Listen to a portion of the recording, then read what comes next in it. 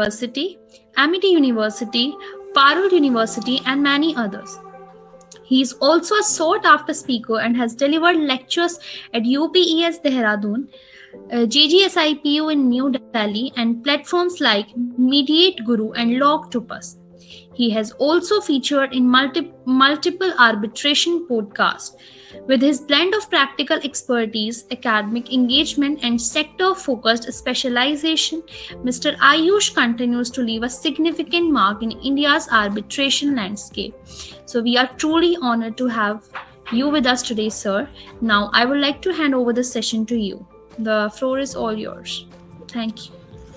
Quite, and this presentation is quite huge, and because the session is just for 1 hour, therefore I will be quickly rushing through the basics of arbitration, what construction arbitration is, what are FIDIC contracts. I will try to devote 15 minutes to each of the topic, so that at least you guys also understand what is the basic nuances in case if you want to make career out of it.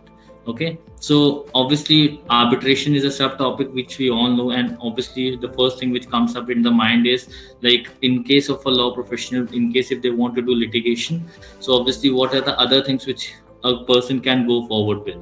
So one is litigation, the other is that the person can make a career in alternative dispute resolution. So basically what is an alternative dispute resolution? Dispute resolution, ADR, refers to the methods of resolving disputes which are out of the traditional court litigation which happens. Now these processes are quite flexible as per the convenience of the parties, as per the convenience of the counsel, as per the the clients are at little flexible with the things, and obviously the tribunal and everything which comes into who is adjudicating the disputes are pretty much collaborative in effort of making that dispute settle. Now, what are types of alternative dispute resolution? There are majorly 4 types of alternative ADR. First is arbitration, which we'll be discussing today. Second is mediation, which is now the upcoming growing field, which we all know. Third is negotiation, and fourth is conciliation. So these conciliation, these are like mostly towards the corporate side. Negotiation, this is also mostly towards the corporate side of law. However, mediation and arbitration are towards the litigation side, wherein we all as the advocates work together. Now, I'll just briefly explain you the difference between arbitration and mediation. In arbitration, the major difference is that in arbitration, role of counsel, like advocates, is very important and pivotal to assist the arbitral tribunal. It may be sole arbitrator, it might be a panel of arbitrators. However, in mediation, role of counsel becomes a little less, and obviously mediation mostly happens wherein there's a mediator who majorly wants to speak to the clients. So therefore, it is most client oriented, like all the clients come, they discuss their facts, they discuss their everything, they tell what is the problem, and then mediator, after listening to the clients, they decide that what can be possible solution to the dispute. However, in arbitration, obviously clients are there, but the major role of arguing a case and the entire process of arbitration, a counsel comes into the picture. Now, what is the hierarchy of a dispute resolution? So firstly, the parties try to settle the matter within themselves, and therefore there is a stage of negotiation wherein party themselves want to negotiate and settle down with any settlement terms.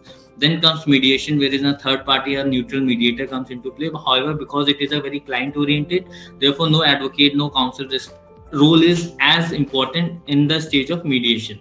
Third is conciliation. Conciliation is not very effective when it comes down to litigation. It's majorly towards the corporate side when the transactions or the company law, company matters are being done. Now, adjudication is very limited, recognized in India. It's majorly towards the foreign countries. There's a process of adjudication where there's an adjudicator who plays a pivotal role while deciding the disputes between the parties. Now, fifth is arbitration, which obviously as of now I don't want to go into detail because we will be discussing all the slides about the arbitration only. And sixth is, we all know what is litigation, the basic thumb rule and the traditional court method. Is there arbitration law first? What are the basic nuances of arbitration? And then we'll move ahead to our next topic, which is construction arbitration. So basically, arbitration is a form of alternative dispute resolution where the parties submit their disputes, submit their claims to the arbitrator. Like it may be sole arbitrator, it might be a tribunal, like where there's a panel of three arbitrators. The claimant side, like who is submitting the dispute, it submits it to the tribunal, and they decide on whether that dispute or that claim is will be allowed or not. And those arbitrators, whatever decision that they make, that is a binding decision, which is known as arbitral award. We'll be going down in detail about it. Now, in case if anyone has seen an arbitration proceeding, obviously a lot of you must have, because you are professionals. However, for law students, this is a very basic slide to understand what an arbitration room looks like. Can you guys see my cursor? Please say yes or no. I'm so sorry, I can't see the. I mean the speed. Yes, sir. Yes, sir. Yes, sir. Yes, sir. Yes, sir. Okay, so now this is an arbitral room, proceeding room, which it looks like, where if you can see, this is this side, it might be claimant, it might be respondent. If we move to this side, this again is a claimant, respondent, all the counsels and clients are sitting. Now who these three persons sitting in the top of the table chair, these are the arbitrators. Like it might be this is the sole arbitrator, or it might be this is panel of arbitrator who sits.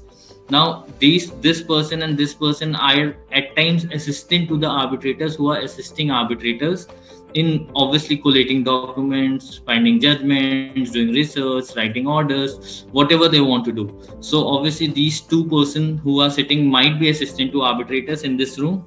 This person with specs, if you see, and with earphones, headphones on, he is the stenographer. So obviously in arbitration, or whatever is being pleaded, argued, or whatever it is being said, this stenographer comes into play, wherein he records the order. Secondly, in this, when cross examination is happening, so he records every evidence, he records the transcript for all the cross questions and answers which has been come.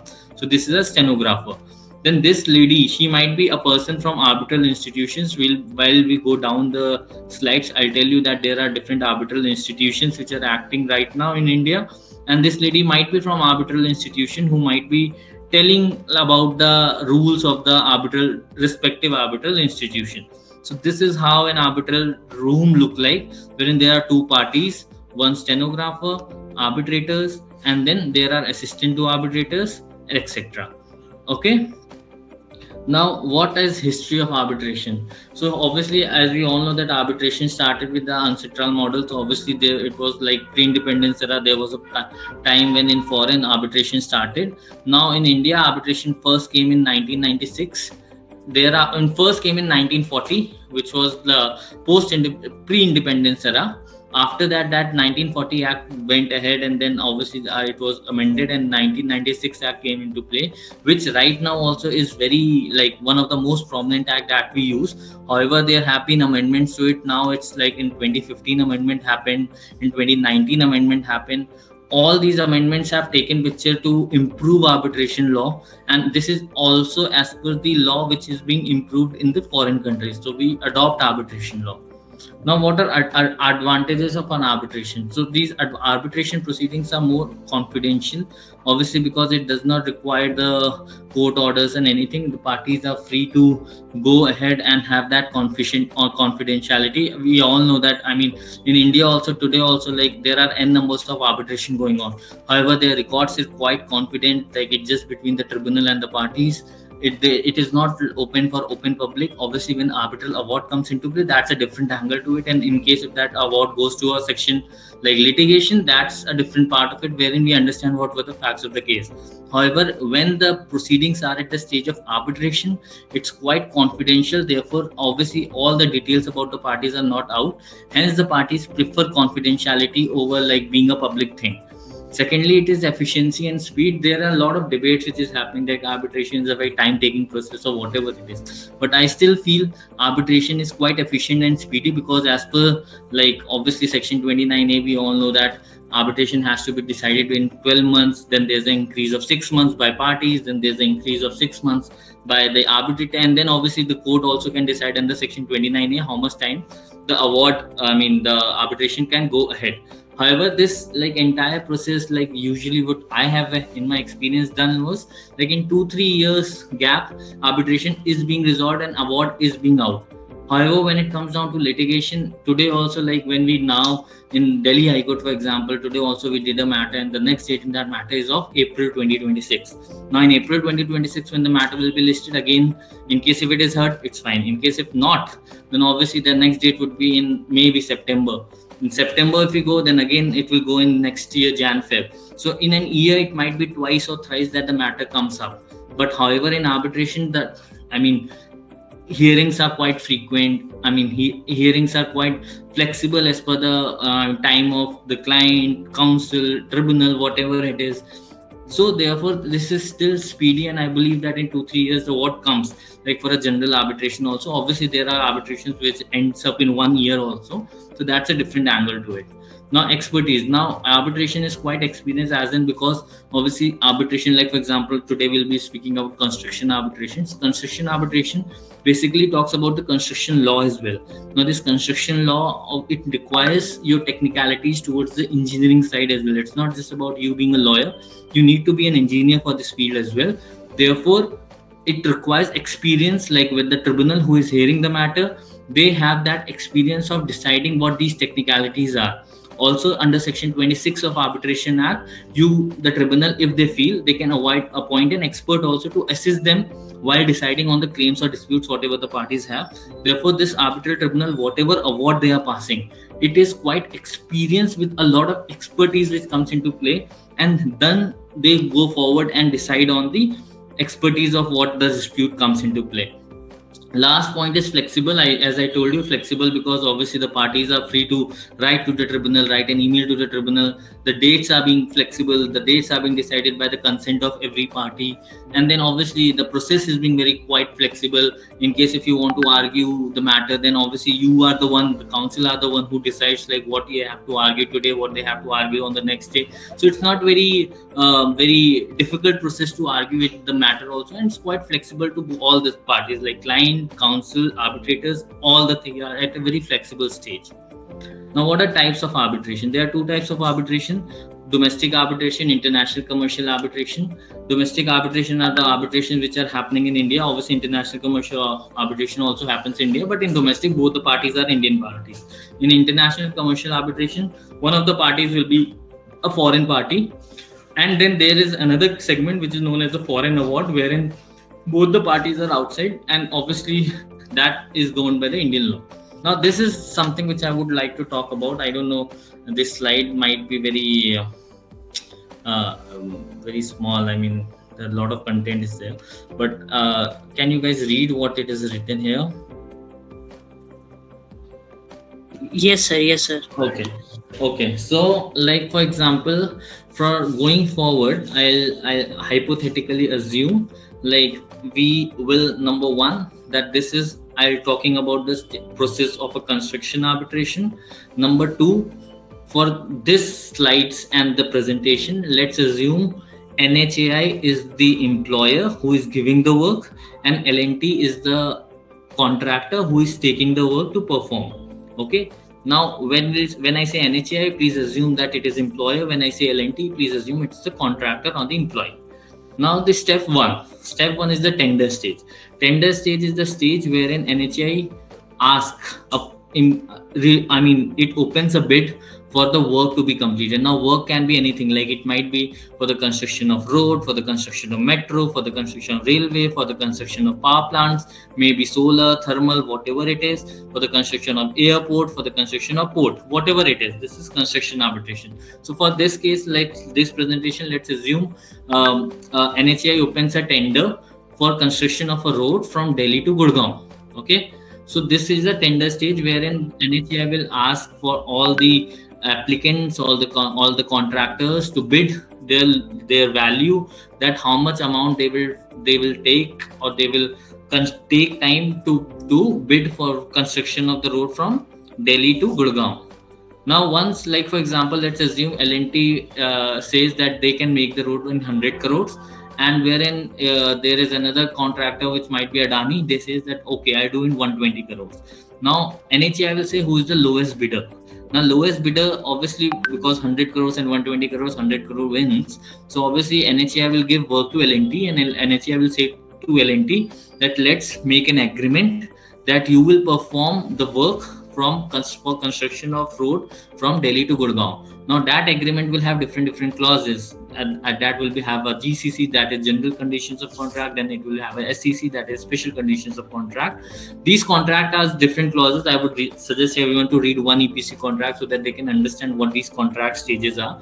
Now, a few important clauses in the contract might be extension of time clause, wherein it is said that okay, you have to complete the work in 1 year. However, I mean, in case if because of XYZ reasons this 1 year lapses, then obviously that work can be completed in XYZ time, like whatever extended time the NHAI wants to give to the L&T. Then there might be liquidated damages clause, then there may be damages clause, then there may be force majeure clause. So there are different clauses, and then agreement is formed between the NHAI and L&T.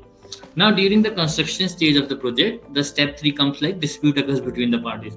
Now, L&T says, like, for example, NHAI had to give the road, the pathway for construction of a road to L&T within 4 months. However, I mean, L&T was waiting with all their manpower, machinery, everything to start the work. However, LHI failed to get approvals from ministry, government, or whatever reason it was, or might be that there were encumbrances in the road, and therefore NHI was not able to give the pathway to L&T. Therefore, what happened was the dispute occurred between the parties that in 4 months, if I had to start the work, however, you are not able to give me the pathway in 4 months, you took 6 months, therefore there's a delay. And then obviously there are prolongation claims, cost claims, whatever comes into play, which we'll be discussing in detail below. But L&T faced some problems, and hence dispute occurs between the parties. Now L&T, obviously, because they want to have the claim, and they want, like, okay, I have suffered losses, therefore I want to start with the arbitration. It might be possible that agreement might say that the first step would be amicable settlement, then it might say that it will be first decided by a conciliation meeting, then it might say that it might be decided by mediation. So whatever pre-arbitration steps are there in the agreement, the parties have to go through it. In case if all are done and no dispute has been resolved, then step 4 comes, wherein notice invoking arbitration come into play, wherein L&T will say, okay, fine, I'm writing a letter to NHAI and stating that I'm invoking arbitration against NHAI. In that notice invoking arbitration, L&T will obviously tell that there are pre-disputes which are existing. They might raise anticipated figure about the claims that they must switch against the NHAI, and they will be telling their nominee arbitrator. Now then comes the stage of constitution of arbitral tribunal. Now it completely depends on the agreement, whether agreement has sole arbitrator written or it has a panel of arbitration written. If sole arbitrator, then it's fine, then there is a mutual consent of both the parties. In case if both the parties agree on one name, he or she is being appointed as the arbitrator. However, in case if in the sole arbitrator the both parties are not giving any consent, then the party may move to section 11 before the correct forum, and then they can get appointment of the arbitral tribunal done through the court. When it comes down to panel of arbitrators, so panel of arbitration there involves three things. Now the panel can be of 3 persons. One will be nominated by NNT, second will be nominated by NHI, that is, one will be nominated by employee, the second nominee will be done by the employer, and both the nominated arbitrators will employ a presiding arbitrator. So this is how constitution of arbitral tribunal happens. Once the tribunal is constituted, then their step 6 comes, wherein obviously all the pleadings are being completed. The pleadings include statement of claim, statement of defense, rejoinder, surrejoinder, in case if it is allowed. Then secondly, on the parallel run, in case if supposedly L&T claims statement of claim, they file all the claims. However, NHI says, no, I also have claims against you. Then what will happen? Then NHI will file counter claims against the L&T, and then L&T will give a reply to counter claims and rejoinder, and then this is the entire stage of pleading. Once pleading is stages, then arbitral tribunal sits in stage 7, which is framing of issues. So arbitral tribunal states, like, okay, fine, now let's see, once the pleading are done, when the parties have read all their cases, respective facts, everything, now let's sit and decide what are the issues between the parties, what are the key disputes between the parties. So arbitral tribunal goes ahead and decides on the issues on which the award will be written and will be argued by the counsels.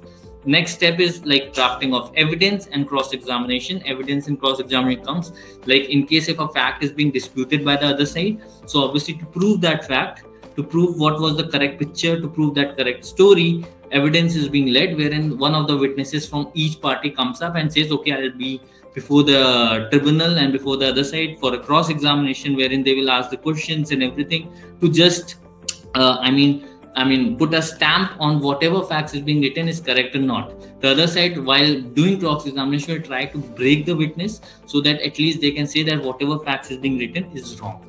Then once the cross is done, everything is done, then comes the stage of final arguments. Obviously in between there might be stage wherein the arbitral tribunal might ask you to file a written submission, might ask you to file pre-written submission, and then post-written submissions also. Pre-written submissions is like before final arguments the parties have to tell tribunal that what they will be arguing about, and then once final argument is done, then they might also try, the arbitral tribunal might ask you to file post-written submissions, which is basically what they have argued, all the judgments they have relied on, for a summary basically for the arbitral tribunal to assist in writing an award. Once everything is done, then the arbitral tribunal comes, sits, and decides on the final award. Is there any problem in any of the step? If anyone has, please, before we move to the next slide. I think no one has. Well, sir, can you clear the point of cross examination and evidence modeling? What kind of evidence they seek while the arbitration proceedings, like? So evidence, like for example, in case if I am filing a statement of claim, then obviously I have my own fact witnesses. Then obviously whatever claims that I'm having, then I have my own financial witness. Then in case if I am lead, like for example, there's a matter of thermal power plant, then it involves technicalities, then I might have my own expert witness. And then obviously in case if the matter of us, that subject arbitration is in respect of delays, like a lot of delays has happened in that arbitration, then I might have our own delay expert who will be deposing on that, like who is liable for how much delay. So there are quite few types of witnesses which comes into play, and obviously it's between the client and the counsel that they want to go for. It might be fact witness, quantum witness, delay witness, and then financial witness, then expert witness. So it all depends on what witnesses they want to produce. Once there is a list of witnesses that they have been produced, then it comes the stage of cross examination, wherein all the witnesses which are deposing is being like crossed, like being examined by the other side of, on checking that whether the facts that they are writing in their evidence affidavit are correct or not. So this is the stage of evidence cross examination. This is the simple stage like we do in our general litigation. Nothing very different in what happens in arbitration, other than these expert witnesses when they come into play. Other than that, fact witnesses, obviously in litigation also we do that stage of cross. So it's exactly same. I hope I have answered it. Okay, sir. Thank you. Yes, sir. Yes. Now I'll put down a slide. Now, okay, fine. Once on the stage 10 final award is written, now after what happens after the award is passed? So if award is passed, then there are two situations. Either first is the one wherein the party accepts that award and pay the consequences. Like for example, NHI says, okay, fine, yes, I am liable for the delay, and therefore 100 rupees I'll be liable to pay to LNT, and in case if the award is written, like NHI has to pay 100 rupees to LNT. So NHI will say, okay, fine, I accept the award, and NHI pays 100 rupees to LNT. That's the end. However, at times there are things, mostly things are there wherein the parties are like, no, this award is wrong, and therefore they go against the appeal of this award, and they go against section 34 of the Arbitration Act, which is basically setting aside of the award. So they go under different grounds. It is written in section 34. They go against the appeal for that arbitral award. Now NHI will say, no, this 100 rupees is also wrong. I was either not eligible to pay anything, or in case of worst scenario, I was eligible to pay 50 rupees. So to decide whether that award was correct or not, the parties challenge the award, and that award goes to the court for this being decided in the 34. Once 34 is being decided by a court, then obviously the parties, in case if not happy with the decision, the court also, they might go to section 37 before a DB bench or whatever it is, and there they might decide on again reopen the issue.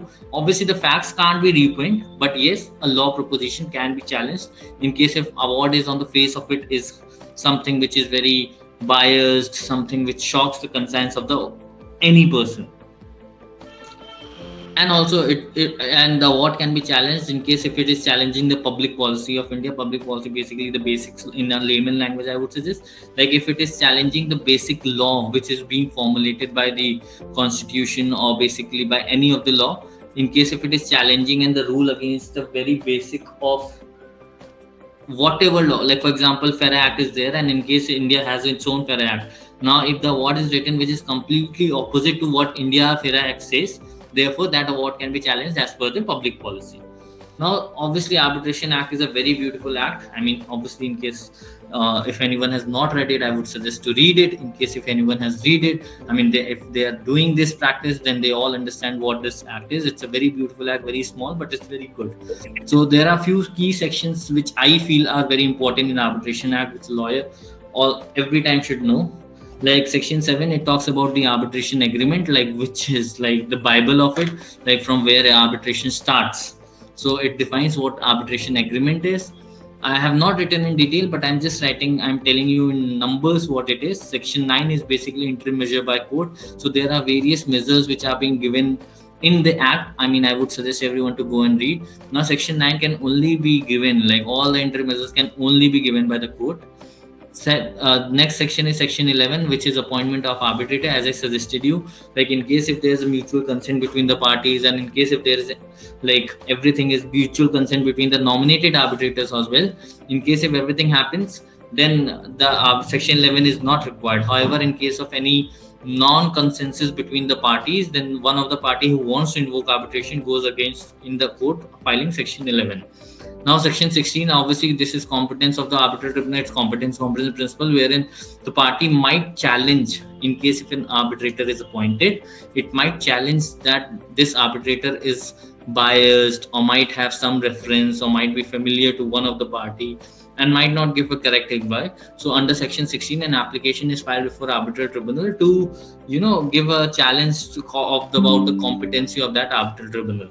Now, just like section 9, because that interim measures are decided by court, then comes section 17, which is interim measure by the tribunal. Now, when the arbitral tribunal is being constituted, unless and until the tribunal is not efficacious, all the interim measures has to go under section 17 before the arbitral tribunal. However, there's a thing like in case if the arbitral tribunal is constituted, yet the parties feel that no, this is not very efficaciously so providing solution to what my measures I want, then the parties might go to section 9 by the court also. Then section 21 comes, commencement of arbitral proceedings, wherein all the pleadings will happen. Then section 29A is very important, wherein we have to see what timelines of arbitral proceedings is happening. Now in arbitration, one of the very key factors which every lawyer and every person should see, that whether that time limit for completion of arbitration, whether that scope of that arbitral tribunal, whether it is said like in the disclosure, when arbitrator gives their disclosure in the section 12, it is said like they have to decide the entire arbitration proceeding within 12 months. Therefore, this time factor is very important in arbitration. In case if this time factor goes off and no extension are being done, then that arbitral award or anything is, it can be challenged by any party and it can go off. So this time, in case if a party is feeling that award can come in their favor, they should very particularly look, especially the claimant side should very particularly follow the timelines of the arbitration proceedings.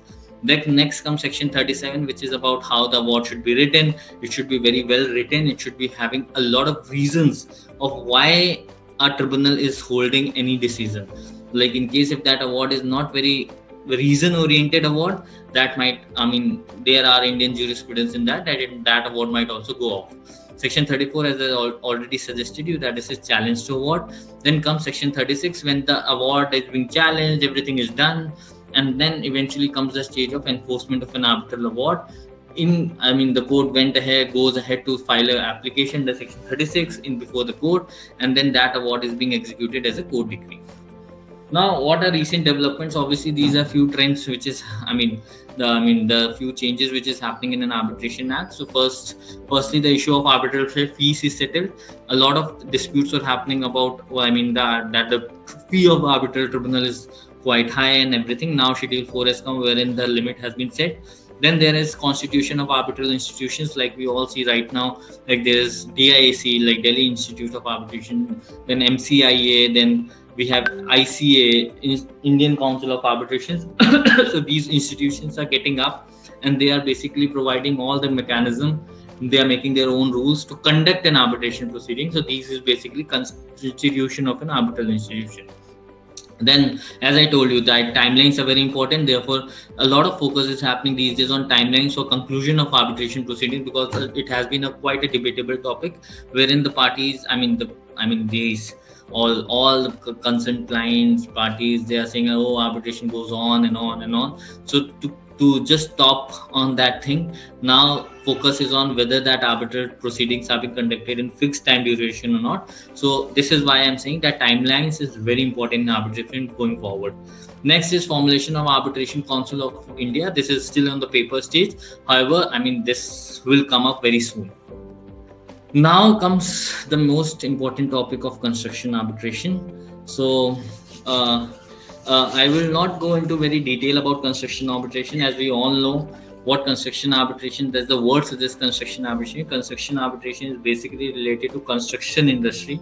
Obviously, and we understand what construction in India is. It results in national GDP growing. Then obviously for economic development, everything, everywhere we see that constructions are happening. So construction arbitration is very important. Then construction arbitrations are quite complex, because obviously involve multiple stakeholders. Like for example, like the case I'm giving, NHAI has given work to L&T. However, L&T says no. For building that highway, I need steel to construct boundaries to that road. So for that steel, and L&T says I'll hire a JSW. So JSW will also come into play. So it's like basically NHAI, L&T, JSW. Then again for like different holdings for different work, they might hire a different subcontractor, and therefore there are multiple stakeholders which are involved in construction arbitration. Then obviously there are extended project timelines, which is spanning years and years. That construction depends completely how big the project wants to go ahead with. Now, what are key characteristics? Multi-party involvement, as I told you, NHAI, L&T, and JSW example which I gave. Then extended performance period, like for example, I told you that NHAI told L&T to construct a road in 1 year.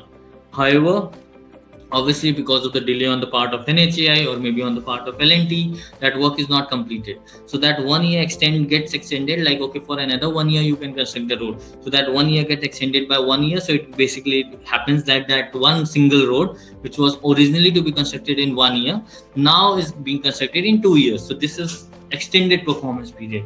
Then there's technical complexities, because I told you, because this involves construction.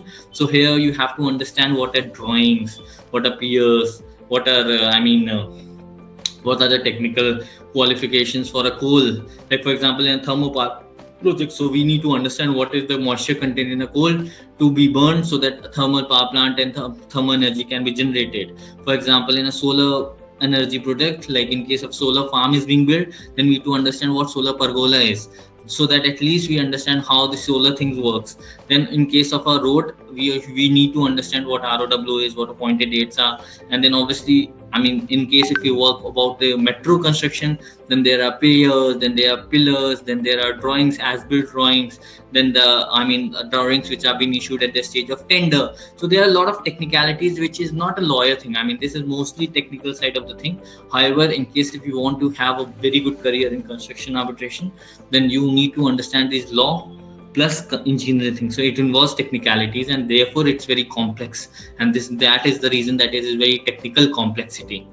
Then it has a financial implication, obviously, because it's huge projects, humongous projects. A lot of team is involved, machinery, manpower, site office, head office. A lot of things are being involved. So a lot of finance is being exchanged between the parties for this. And in that, in case if a party doesn't pay, or it suffers, then there are a lot of financial implications which comes into play. Like for example, why I'm writing various risk allocation here. For example, NHI gives work to L&T. However, for XYZ reasons, L&T says that I'm not able to complete the work. Now NHI again has to open a bid process, again ask a third party to come and do. So there are a lot of risk. It both L&T can also have this thing that they are not able to do it. However, NHI can also ask the L&T to leave. So it's a lot of risk is involved when the entire duration of the process is happening, until and unless completion certificate is being granted to 1 year of the contractor. Now, regulatory compliance subject to approvals and requirements, because it's a very long process, long procedure, and then it's a very long time taking thing. So at times it might happen that government is changing few regulations, it might be changing few laws. Then obviously you have to seek approval for cutting trees in case if they are falling within the pathway. So it all requires approval of ministries. It involves requirement from compliances by the government side. If there's no change of law, if there's nothing change, I mean there's no variation which is happening. So this is all about construction arbitration which we have to study. Now, in brief, what are common sources of construction dispute? So, construction formulation and interpretation of issues. Now, I just wanted to talk about, as we studied that in the start, agreement is being formed. So, in case if parties, while framing the agreement, in case if at that time only they remove all the ambiguities from that agreement, and then their letter of intent, letter of award is very clear, and the scope of the work is very clear, then obviously dispute can be reduced. However, in case if they are very poorly drafted timelines, poorly drafted whatever XYZ cost estimations, no obligations, not very relevant obligations of either the employer or the employee, these all are the factors which provide the dispute in the construction disputes, and obviously disputes within the parties. The third thing which I said, that misunderstanding about the validity of contracts and scope of work. The scope of work is very important. Like all the employers should be very clear what their scope of work is. All the contractors should be very clear what their scope of work is. In case of anything XYZ changes, these disputes can come into play. Now, cost overruns and variation claims. Now, these cost overrun variation claims are basically like, for example, NHAI said to L&T, all the roads will be constructed by X cement, like X cement. Okay. Now, eventually, during the stage of like during the process is being like the work is being done. After 6 months, NHAI comes and says, no, no, no, no, no, change this X cement to Y cement. So this change, this variation which has happened from originally X cement to Y cement, originally what was written in the agreement, now what is happening. So this is a basically a variation claim. And in case if these things happen, so obviously design changes, then modifications happen for the scope. Obviously it might be possible like X cement only 10 bogies were, I mean 10 bags were required. However, why? Because it's quite mild, therefore 15 bags are required. So obviously this material changes, then supply changes. No one, and I mean in case if one of the distributors said, okay, I have only X cement, now if the change is of Y cement, then eventually you have to go to some other distributor who will give you Y cement. So supply chain get disrupted. Then fluctuations happen in respect of currency in international projects. Now, for example, rate of USD, or in case, I mean, because for example, in 2000 USD was 10 rupees. Now in 2025 USD has become 25 rupees. So this change of like, because these projects are quite long, therefore it might be very possible scenario wherein because of the long duration, in year one the rates were quite different, and in the end of the project rates are quite different. So these fluctuations in the respect of currency, these are to be also being considered when these disputes are being happening. Unforeseen site conditions are one of the important things, because obviously, as I told you, like NHI is not able to provide a correct pathway to L&T. So obviously NHI would say, no, no, no, I am not able to clear those trees, I'm not able to clear. And if supposedly if a village comes into play, if there's a house, if there are people who are standing and creating rights, who don't want this road to be like, very clean road. So these are the unforeseen site situations which the contractor must look before getting the work done, I mean starting with the work, so that at least these all inconveniences are being removed by the employer as soon as the agreement is signed. Now, project delays and extensions. Now, there are a lot of delays which happen during the land acquisition and regulatory approval, as I said. Financial problems and cash flows are, I told you, issues which happens because obviously, I mean, it's not very cash flow process which happens at times. I mean, the contractor runs off the money, or might be not be possible to arrange a machinery for it because of the less payment or whatever it is. Might be possible that the contractor engages a subcontractor, he's not able to pay to the subcontractor, then again cash flow issue comes into play. So these are the financial problems which both parties face. Then there are force majeure events, like we all know force majeure. COVID-19 came into like in 2020 and 2021. So at that time, force majeure events slightly plays very important role. Then comes change in government regulations during the project. As I told you, like government changes law, might be possible they changes any regulations. So you have to be very conscious about what is happening by government, and then also eventually plan while you are executing that agreement, and importantly write a clause of change in law while doing that agreement. Then poor management and coordination at times, obviously in the, I mean, whosoever is deployed in the site might not be able to manage the project properly, and then there's a lot of lack of bad coordination between the client and the subcontractors, or maybe employer and the employee, and therefore things happen. So these are the different problems which comes into play. Then quality and performance disputes, obviously in case if L&T is working and providing and making road, however that quality of road is not correct or not very good, so then there's a quality issue which comes into play. They are using substandard materials, then that also comes into play. Then obviously safety violation and regulatory non-compliances, with the contractor has to see like all the safety violation, safety is happening, they have taken care of all the laborers who are being deployed at the site, all are wearing with safety helmets, guards, everything. So these are the things which the contractor has to say, and they have to provide with a regular compliance with the thing. Next come what a common type of construction dispute. It might be possible that I might duplicate my things. It might be possible that I may repeat what I'm saying, because I've given you gist of what construction disputes are. However, I just want to note, just run through the slide so that at least you guys can understand what are the things. Now there are delay description claims, suspension claim, termination claim, variation claims, and defects claim. We'll be going into detail for each one of it, and I will quickly going through it. So delay and disruption claims are basically, as I told you, what delays are happening. Delays might be happening because like the employer might say, okay, fine, I am not able to provide you a pathway. That is a delay on the part of the employer. However, when it comes down to L&T, how delay can happen? Delay can happen when obviously to construct a road, 100 manpower was required. 100 people were required to construct that road. However, L&T is deploying only 50 people. So a work of 100 people which was to be done in 10 days, because L&T is only deploying 50, that 10 days is being converted to 20 days. So there's a delay because of lack of manpower. Might be possible that machinery is not available, might be possible that raw material is not available. So these are few examples wherein how the contractor can can form a delay. Then there are unforeseen site conditions, like I told you, that there might be encumbrances, like trees must be there, buildings may be there, or whatever it is, they are not very removed, the path is not very clear. Therefore these are unforeseen site conditions.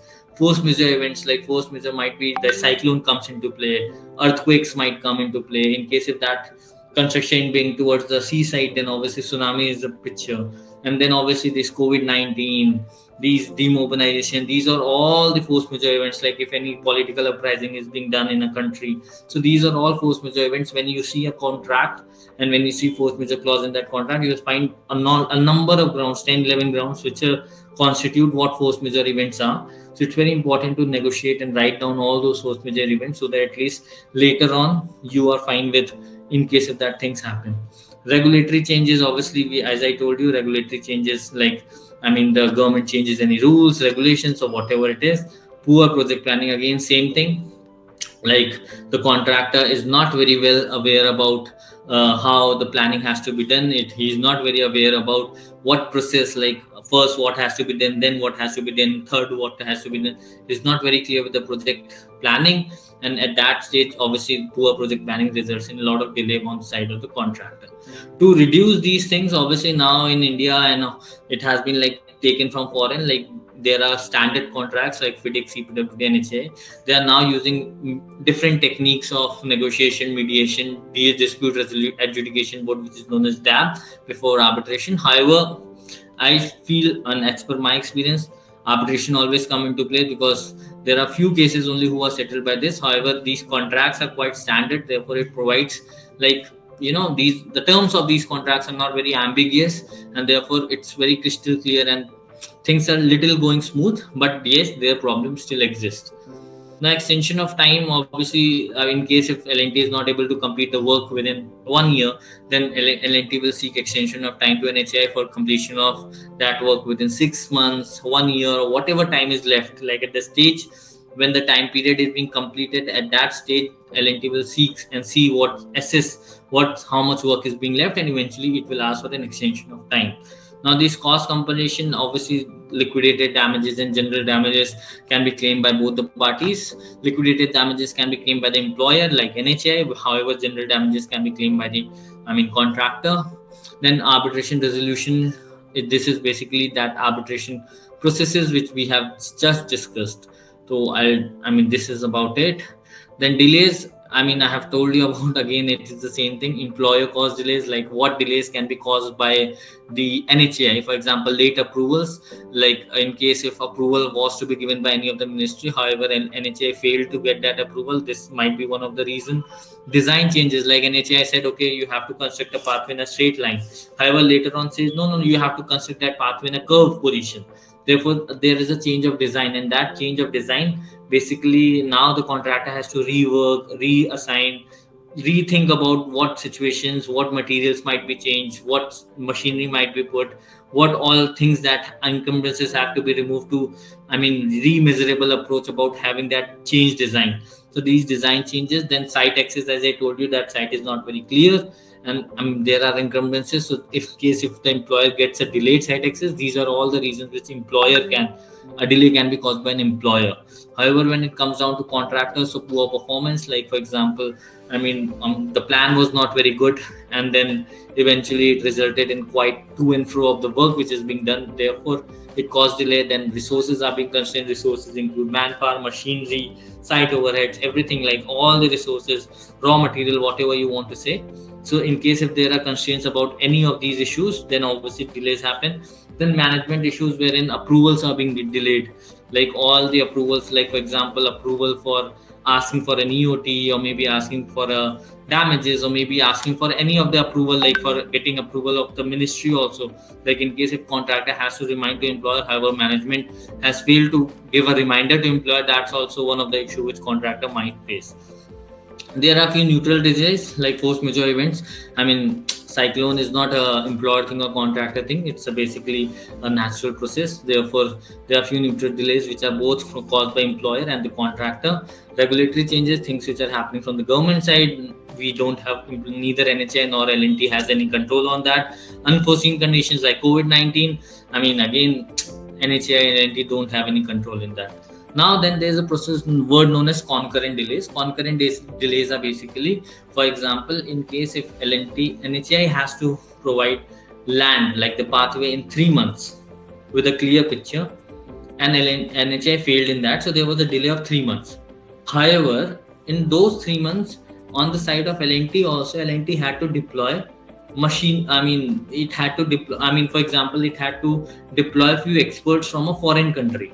But however, there was a visa issue for those foreign people, and LNT couldn't deploy those foreign experts on the site. So there was a delay on the part of LNT as well as delay on the part of NHI. So when both the delays happened concurrently to each other, this is known as concurrent delays, and it might be because of different reasons. However, under section 65, time is the essence of the contract, which I will not go into detail as of now, because this is the basic things we are going. Suspension. Now suspension is basically a term which is when the NHI says okay fine, because like GAB-19 which is happening in Delhi right now because of the pollution, so Delhi government has said okay, stop all the construction work for next 2 months. So this is suspension, anything which is stopping the work, and that is basically at the temporary stage. That is what suspensions are. Whereas termination is basically when NHI would say okay fine, now you stop the work at all, no need to perform that contract. When the things become a permanent, that is a termination. So suspension and termination goes side by side. In case of suspension is happening, later on that suspension can be converted to termination. However, when termination happened, that's the end of the clause. So there are various reasons for termination also, like in case if now once the termination happens, so contractor might say okay fine, whatever work I have done, please give me payment for that, or whatever site has been demobilized, like for example all the materials that I'm removing, all the labors which have been gone, so please pay me for that, please pay. Now let's say loss of profit claims. Loss of profit is basically, for example, if LNT is saying okay fine, I devoted my 6 months to you, in case if I would have not done that, I would have invested my all manpower machinery in some other project. So this is basically a profit which I could have earned from a different project, but because I was here, I couldn't earn that. This is loss of profit. Now the Indian jurisprudence is very clear that you have to put a lot of focus on this, and you also have to prove how you were not being able to apply for some other projects also. So this is very strictly construed nowadays. Now acceleration costs, basically these are like expenses which are incurred to meet the revised schedule. Now in case if the project was to be done within 6 months, L&T must have anticipated that in 6 months I'll incur 10 rupees cost. However, because the project got revised for next 6 months, now that 10 rupees again had to be added, because obviously that was for just 6 months. So 10 plus 10, now 20 rupees come to the. These are escalation costs. Variation claims, as I've already told you, variation is basically change of any design, change of any scope, change of any work, and that is basically termed as variation claims. Now what includes is basically increase or decrease in the quantity. Like for example, in earlier it was 5 kilometer road which has to be constructed, now it has become either 3 kilometers, or it might be that from 5 kilometers this has done to 7 kilometers. So this change is basically variation claims. Now omission of work is basically in case if that road had a toll in it. Now in case if now the contractor says no, we don't require toll, so that toll plaza building now has not to be made. So therefore that toll plaza building goes up. That is omission of work. Now what change in character and quality? Like for example, I told you earlier it was X cement which had to be used. Now we have to use Y cement, and therefore there's a quality of cement that has to be used. So this is basically a change of it. Then alternation of levels, lines, and execution of additional works. Now there might be a lot of people who are being involved. There are a lot of management changes which is happening while the work is being done. So these are all included in that variation claims. Next is extension of time claims. As I told you, in case if L&T is not able to perform the project within 6 months, and eventually they need another 6 months, or maybe 3 months, or maybe in a year. So what they will do is they will put a letter to NHAI and state that because of these reasons, either on them or maybe on the respondent side, that these delay happened, and therefore I'm not able to complete the work, and hence I need another extension of either 3 months, 6 months, 1 year, whatever it is. So please provide me that so that I can complete the work. So this is what extension of time is. Then there are employer versus employee claims, which I've already discussed with you. Like these delays are arriving. Then there are the respect of cost issues, then defective work issues, and then payment disputes. I'll go in detail. Like for example, employer delay claims. Delay claims in case if employer says no, L&T, you have to perform work in 6 months. However, you are not being able to do it. So employer might charge L&T a delay thing. Might ask for a liquidated damages thing. Okay, fine, because of you we have suffered losses, we are not able to use that road, or whatever it is, like might be not able to use that business, or might be not able to use that power plant, or maybe whatever it is. So there is a damage which has occurred because of your delay, and therefore we are liable to entitled for liquidated damages. Now defective workmanship is again if L&T is using very bad standard of work and they are not very technical compliant, there's a poor planning of work, that constitutes, and the employer is fully entitled to claim anything against that. Cost overruns, for example, in case if the contractor feels like, if the employer seeks compensation for additional costs arising of the contractor invention. Like for example, I told you, like if NHAI says L&T you have to complete the work, however during the construction of the project L&T says no, you're not able to do it, so I'll ask, for example, Adani to come into play, and Adani, you construct the work.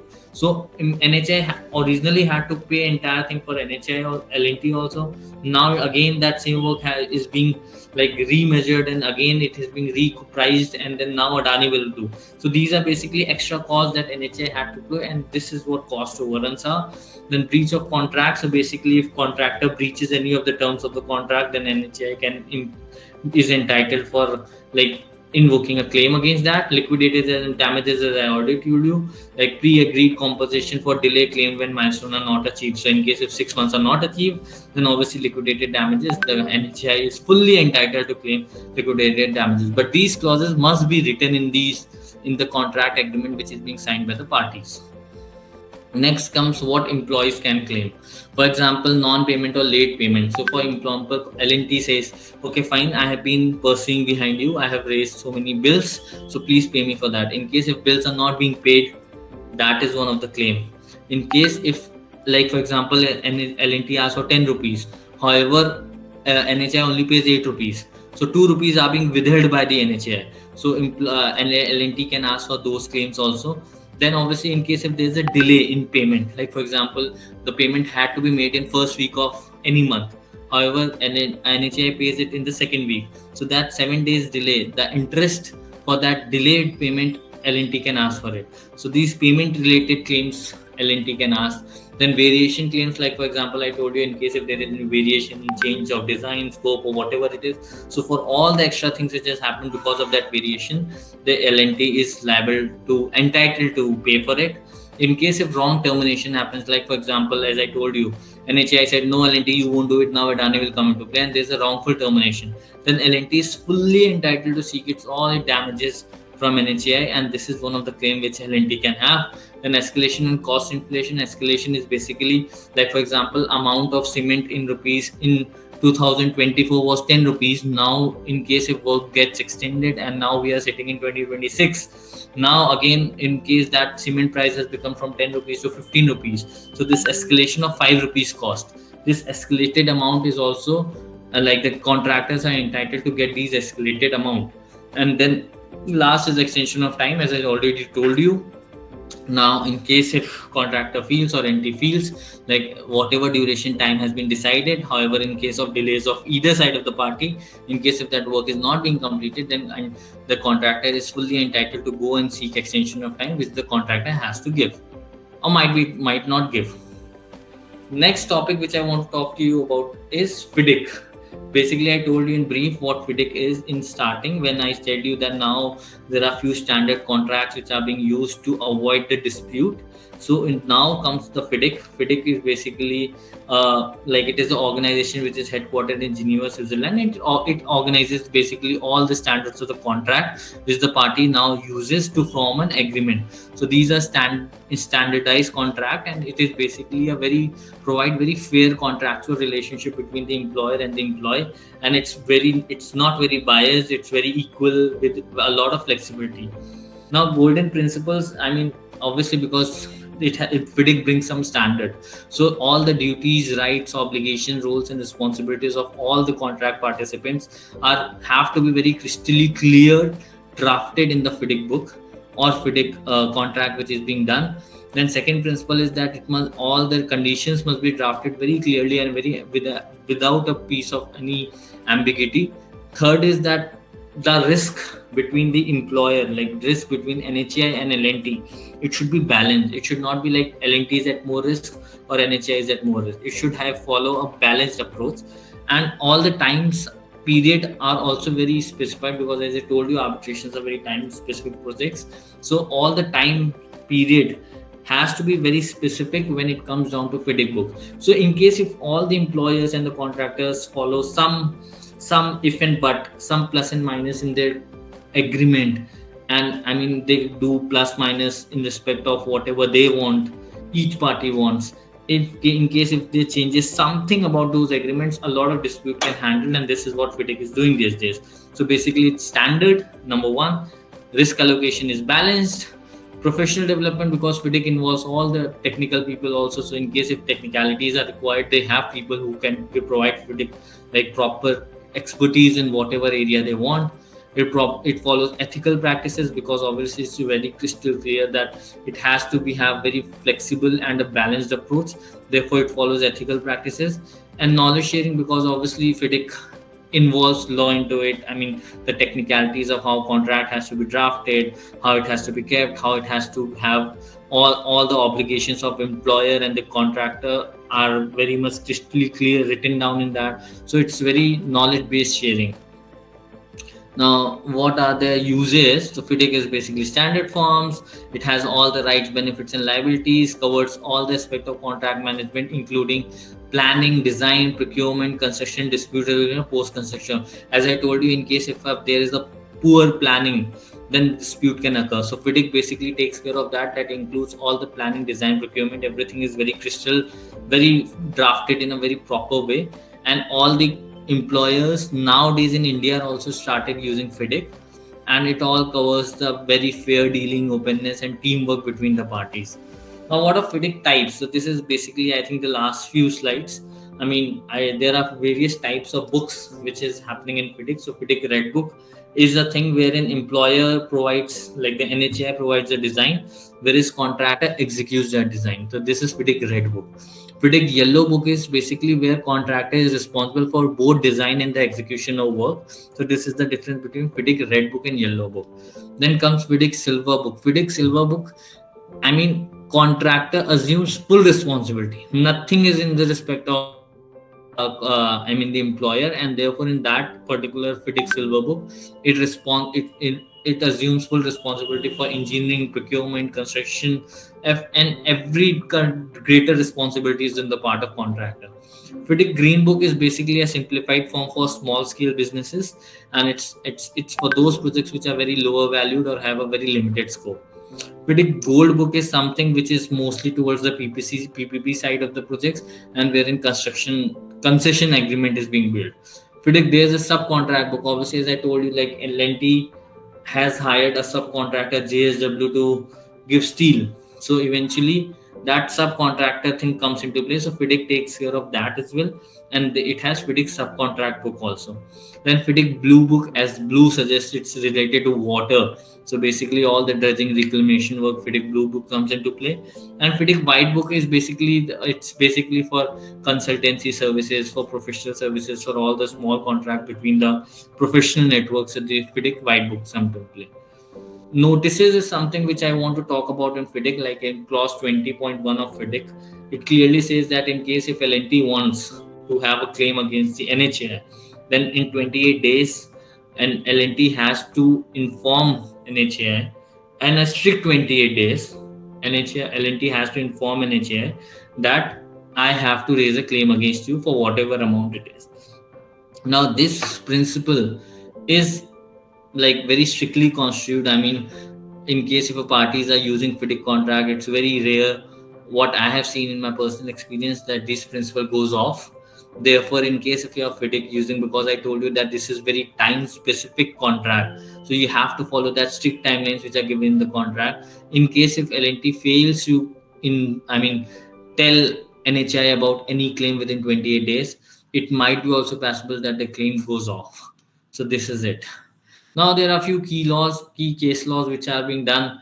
I mean, obviously we have read about SsangYong. The SsangYong talks about the basic principles of fundamental principles of justice and public policy.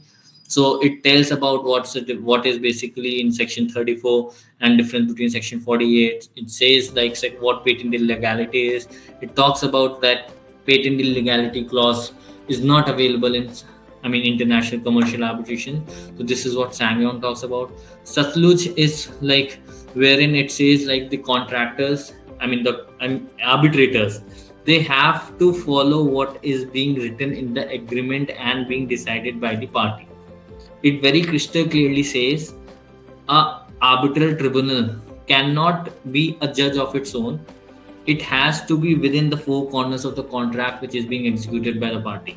In case if a tribunal, while writing an award, goes outside what is being written in the agreement between the parties, that award might set aside. So in this case, Delhi High Court set aside an award wherein arbitrator on himself assumed and interpreted the clause on its own, and eventually went ahead of what clauses said, and therefore this award was set aside.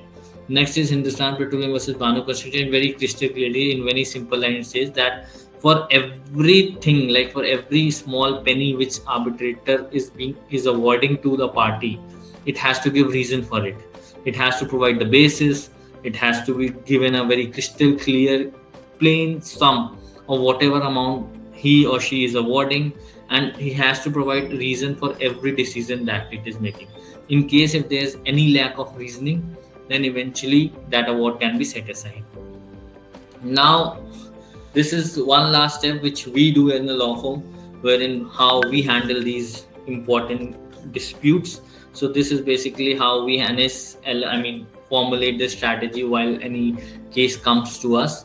Like we do start with the early case assessment, wherein we talk to the client, we understand what their case is, we read the documents, we understand what agreements are, and then eventually we have a very early stage of assessment of what this amount will be.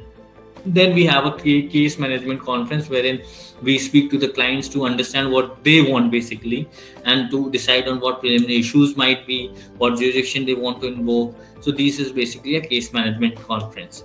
Then once everything has been decided, then we go ahead with case specific directions of how to go forward with the case, or what strategy we have to formulate, and this is how it happens. Document management, obviously, because this construction arbitration, it runs in years. I mean, I have been part of construction arbitration which ran for 12 years. So you people can understand, like, for 12 years, if the correspondence is being exchanged every day between the employer and the employee, then obviously in 12 years, how many documents must have been formulated, or the record must have been kept. Therefore, a lot of documents are being involved, a lot of reading is required to understand these construction arbitration things. So obviously there are types of document, like for example contractual document, which is like agreement, drawings which have been which have been initiated at the tender stage. Then correspondences, like all the emails, letters, minutes of meeting. Then reports, monthly progress reports, then what are site diaries, everything is being recorded. Then financial records, obviously what invoices have been paid, what invoices have been asked, what payment certificates have been done, what are the accountings, what are the costs. These all things, for that span of whatever time the project has run, we have to look forward for it.